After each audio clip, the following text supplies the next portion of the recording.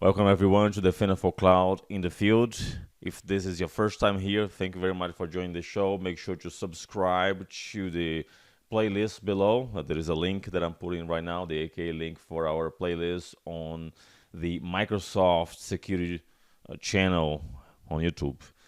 Last episode, we talked a little bit about the integration of the Finna Cloud with Copilot for Security. And today we are going to continue this narrative, but from a different angle.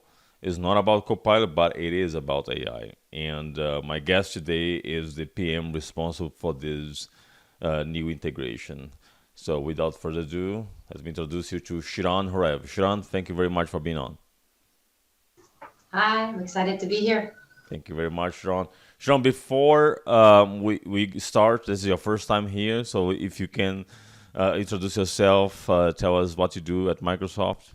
Definitely. So I've been in product management for 12 years now, and 3 of those actually in Microsoft.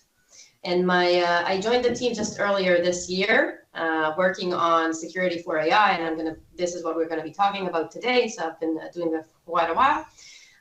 Before that, my previous roles in Microsoft also were all around generative AI. I've been working in a team called Industry AI, and we've been developing all kinds of solutions across the different AI suites in Microsoft and actually enabling customers. So this is very dear to my heart as I have been developing generative AI applications for quite some time. So protecting them is the next natural path for me to follow, and understanding how we can protect those for our customers as well. That's amazing. It's great. And I know that you joined the Finna for Cloud team for not too long. So I hope that you are having a lot of fun. This is an amazing team.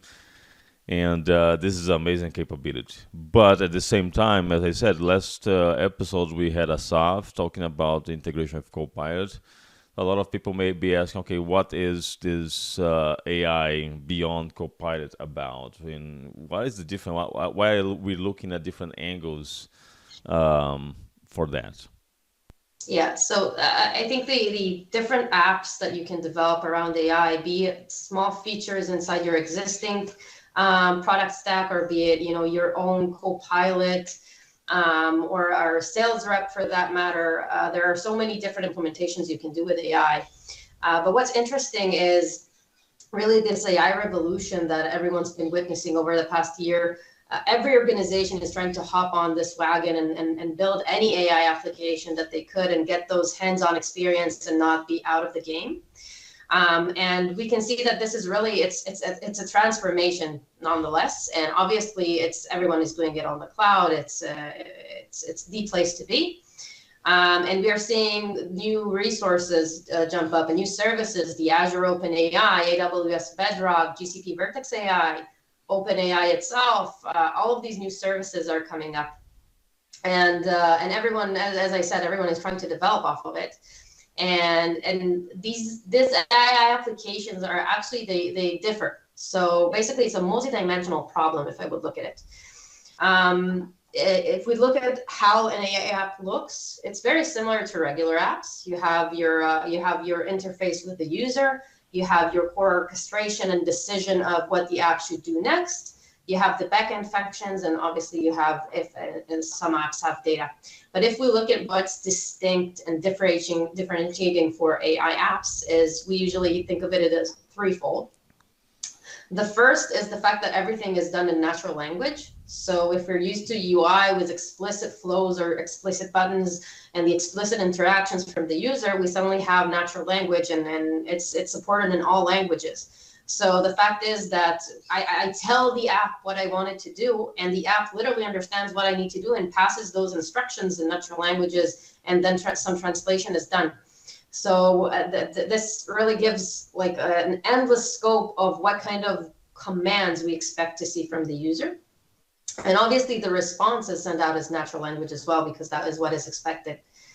The second thing is these are heavily rich in data applications. Training those models is endless amounts of data.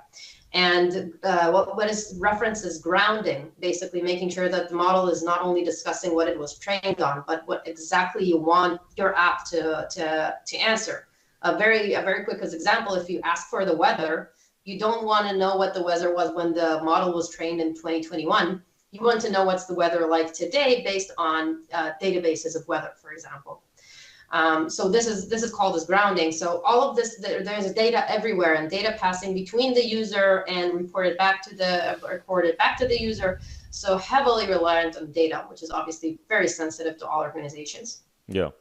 And lastly is the fact that it's non-deterministic. So it's not what we used to when we were developing products. We're used to say, okay, so if user does X, when I test it or when I monitor it, I expect to see Y. And this is how we develop automation as well, right? Mm-hmm. But this is actually, we have an intelligent sort of admin sitting here inside the orchestration layer and making those decisions. And you have no way to expect sometimes what is it going to do this time, or how will the response look, even the decision is very much the same. So those three different factors are actually very specific to Gen AI, and they bring forth a lot of challenges in how to secure and how to test those apps. So basically we see a lot of new attacks spanning from using the front door. Basically, this is what is called prompt manipulation. The user is asking the model to carry out malicious activities, or trying to abuse it in terms of what we call wallets. So taking advantage of the fact that this is a very costly solution to implement, or denial of service for other users. Or you can see the attackers using the backdoor. So trying to manipulate the data sources, or poison them, or trying to steal the model. Or have indirect prompt injections where you actually embed those instructions or your malicious intent directly through the grounding or attachments or third parties. So a lot of new attacks and a very vast field of threats that we're now facing. So these are the top concerns for decision makers when adopting Gen AI, and these are the things that they need to be more worried about protecting it. Yeah, so it's actually super interesting, especially as a product manager, by the way, when you go up into these conversations, and a lot of the security admins or SOCs are actually, it's kind of a new realm for everyone. So sometimes you get like asks of, what should I even be concerned about? Like, what are my top concerns? Yep. I don't even They don't even know what to be concerned about. Very exciting times, but we do have a mapping, and we have like numerous studies are actually, okay, what are the top concerns that they've been sharing? And we have been experiencing that ourselves as well. So I think the top concerns, I would say, is data oversharing and data leaks. So we were talking about how rich in data those applications are. So naturally, the fear of data leaks, that's one. It's their ability to detect and respond. So they don't even know what are they supposed to be monitoring. How do you monitor natural language? So how to detect and how to respond to all these new types of attacks, such as direct and indirect prompt injections. And lastly is given like the market is also heading into open source, a lot of open source models. It's obviously very hard to train models from scratch. So, there are the enterprise ready ones, but there's also a lot of open source, and they're very fearful of, how do I even discover that someone in my organization is using an open source model? And how do I discover and prevent that there are vulnerabilities in that? So maybe a bit more to the supply chain aspect of it. All right, so now it comes the questions, how Defender for Cloud can help with that. So, excellent question, Yuri. So what did we actually announce? Because we've been hard at work, as you can see, a lot of things to touch on. And we've been able to, we announced at RSA and amplified it in Build, that we tackled this in two great pillars. One of them is obviously posture, and the second is around threat protection. So we took that CNAPP narrative that MDC have, and it's a classic offering for MDC to offer. If you're looking at it, as I said, it's like a regular app, but with new threats. So a very natural place for us to use everything that we have and all the tools and experiences we have today, and just make sure that we surface and help remediate those specific risks and concerns. So the first thing what we did is we're helping organizations to start secure. So that's our posture capabilities. So first and foremost is discovery. You want to know what is going on in my organization. It's so easy to set up AI resources today. Data science teams, developer, business users directly off things like Azure AI Studio or Copilot Studio. So the first thing is discovery, making sure that you know what services are being used, what models are being used, are there any AI SDKs around? So just, that grand picture. So as a security admin, I even know what's going on in my environments. Then the second thing is how do I reduce risk to those AI applications? So we're looking at it all the way from code to cloud. How is my infrastructure as code set up to configure it correctly? How do we surface recommendations to make sure that all those vulnerabilities are found and how to remediate them, and best practices of how to set up your architecture? And obviously, we're leveraging the attack path analysis, which, if our viewers are familiar with it, but it's basically looking at it from a simulation of how the attacker is seeing this. So how can I exploit those multiple vulnerabilities together to actually get to those crown jewels and find what is the most, sensitive locations in my environments? So we also have attack paths that are specific around AI, or, for example, around grounding. So this is a lot around our posture offering.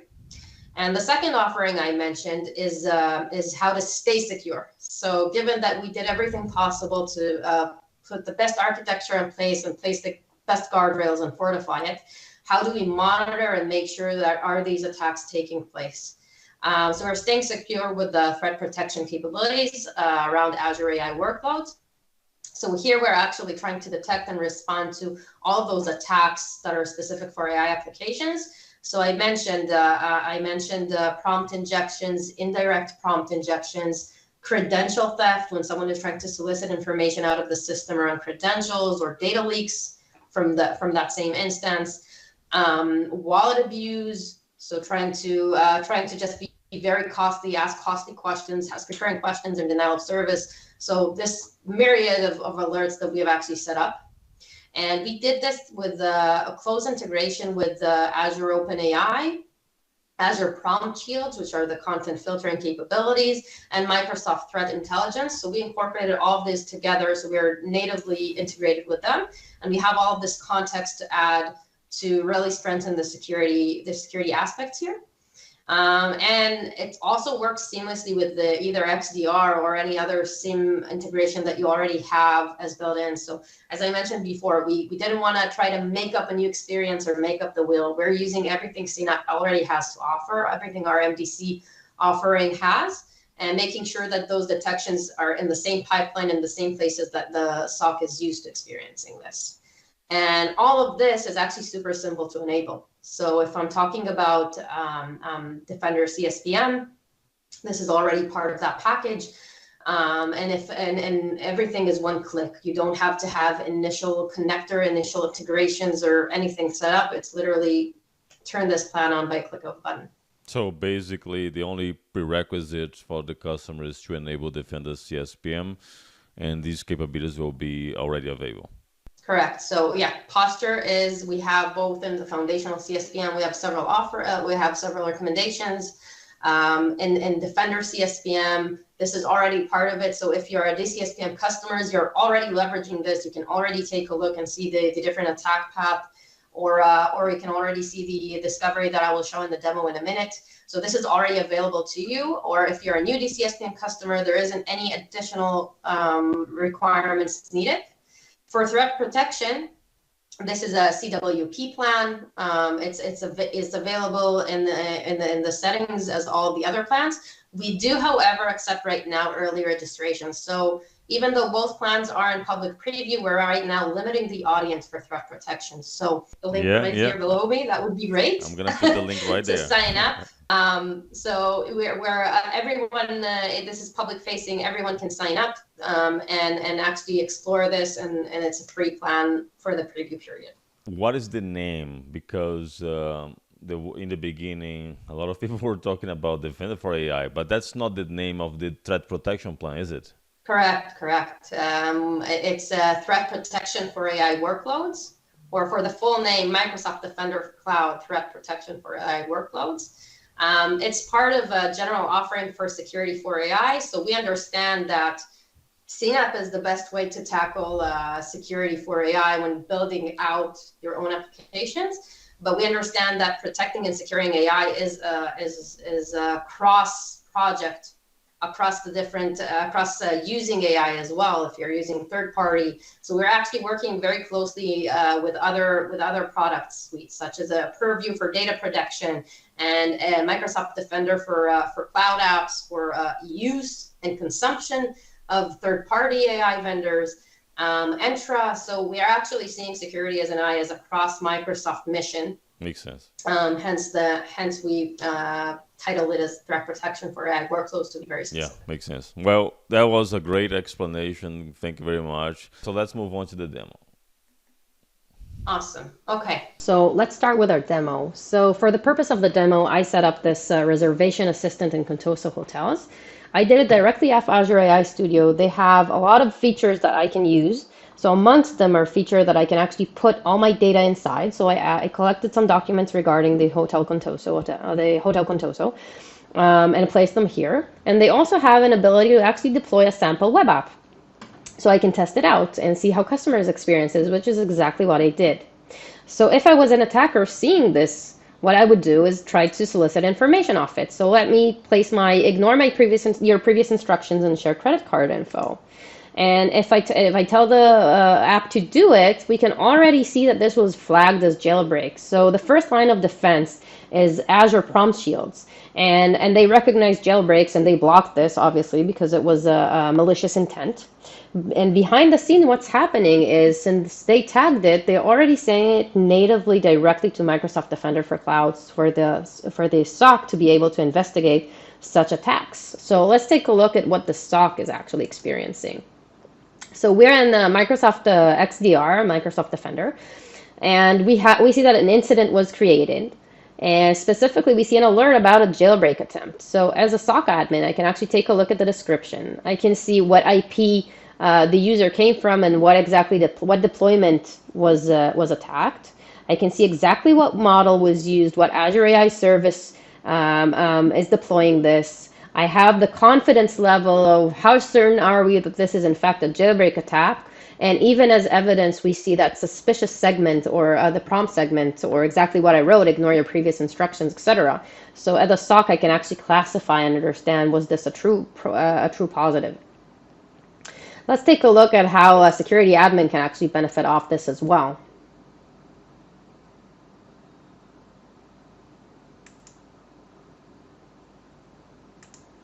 So we can see the alert as it's in the Microsoft Defender portal. I have the same description, the same details, the same evidence, etc. But I do have this additional ability to investigate further into this resource and understand what steps can I take now. So let's take a look.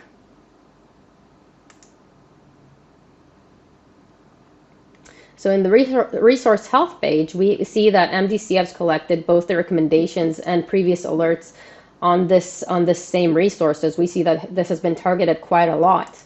And the recommendations are actually all those best practices that I could change to fortify my app and make sure that correct guardrails are in place and those attempts are not something that can actually lead to my app being exploited. So let's take a look, for example, around this Azure AI Services resource should have key access disabled recommendation. So we can see an exact description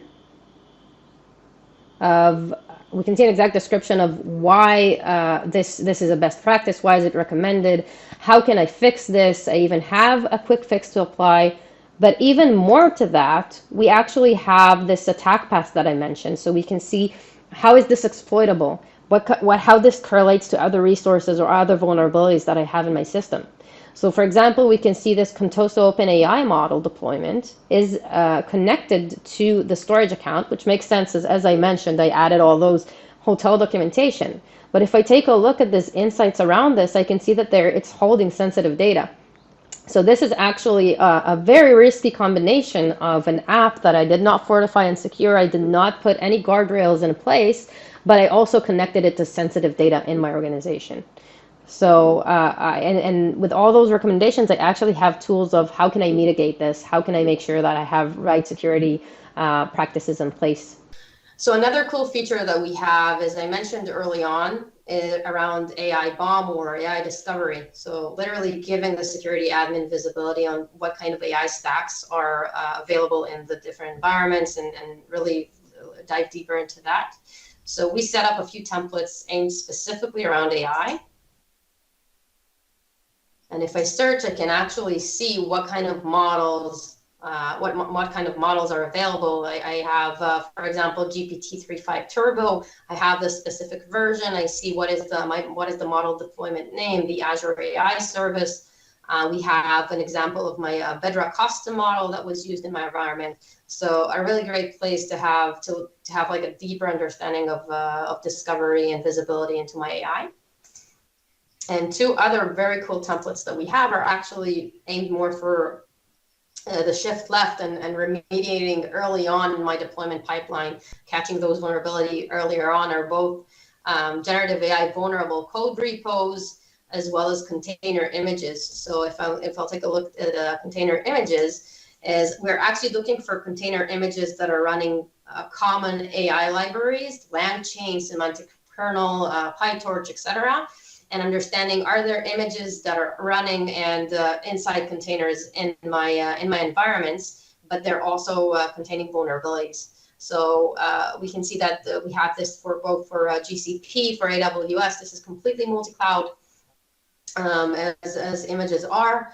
And if I take a look, I can actually have more details on the specific CVEs that were found and how to remediate them, and to move earlier better. And then we can do that all the way shift left. You fix it in the image, you fix it in the containers, and this doesn't continue to affect all my environments. All right, Shiran, was a great demo. Thank you very much for taking the time to demonstrate very powerful capabilities. There was one part of the demo that you mentioned, multi-cloud, and I just have a follow-up question on that, which is, we are looking at mainly Gen AI Azure apps, right? So where multi-cloud is coming to play when you are demonstrating the Cloud Security Explorer? So great clarification, Yuri. So for Posture, we're actually aiming for a complete multi-cloud experience. So Posture, we are covering today Azure AI, Azure OpenAI, and Azure ML, but we're also covering AWS Bedrock, and we're going to expand soon into additional clouds as well.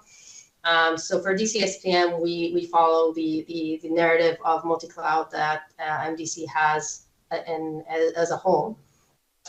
Also interesting to see is that customers are actually using a lot of cross-cloud scenarios here. Mm-hmm. So a lot of organizations want to try out Azure OpenAI as the enterprise-ready AI service, but their stack is actually in GCP or in AWS today. Okay. So we have a lot of customers talking about that as well, and our both the Posture offering and then specifically the attack path we kept that in mind in the development process. So it's actually completely multi-cloud and cross-cloud. So it's super exciting. So even if today you're not a Defender customer, or a lot of your stack is residing elsewhere, if you're using Azure OpenAI or you're using AWS Bedrock, then this is covered completely. For threat protection, we are starting off with Azure OpenAI only. Okay. But even there, if you're using multi-stack, but your vendor is Azure OpenAI, this is still a good choice for you. Excellent clarification. Again, thank you very much for that. Any final thoughts before you wrap up? First, thank you for having me. It was great.